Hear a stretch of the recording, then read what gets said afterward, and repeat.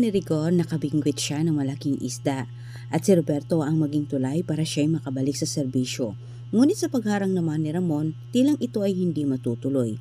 At samantala, ikinagalit naman ni Gustavo sa hindi pagsunod umano ni Roberto sa pinapagawa ni Ramon dahil batid ni Gustavo na si Ramon ay hindi nagbibiro sa banta nito. Ayaw namang isipin ni Roberto na si Olivia ang may pakana sa pagtangka sa kanyang buhay, kaya't ito'y naghahanap ng ebidensya. Hinuhuli ang kapatid. Madulas kung tawagin ni Miguelito ang grupo ni Tanggol Wating. Hirap ang kanyang mga tauhan na makakuha ng impormasyon na posibleng makapagturo sa kanila kung saan nagtatago ang grupong Wating. Hindi nasunod ang plano ni Miguelito na paikutin itong si Tanggol. Taliwas ang nangyari sa kanyang plano.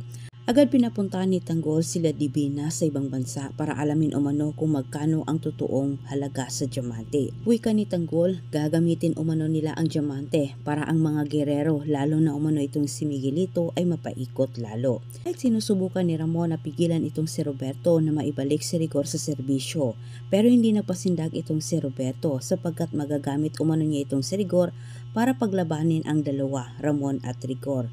Nanganganib naman ang buhay ni Tinding sa kabilang banda dahil ito hinahunting ni Pilar. Nagpadala ng tauhan itong si Pilar sa Quiapo at nag-imbestiga patungkol dito kay Tinding. Natatakot itong si Pilar sa muling pag-cross ng landas ni Gustavo at Tinding. Malalaman umano ni Gustavo na may anak ang dalawa. Sa paghahanap sa dalawang tauhan ni Pilar kay Tinding, kanilang napag-alaman na may anak ito at si Marites ang tinuturo ng mga kapitbahay. At kung malaman naman ni Pilar ang ugnayan ni Tanggol dito kay Tinding, matutuloy pa ba kaya ang masama niyang pinaplano laban kay Tinding?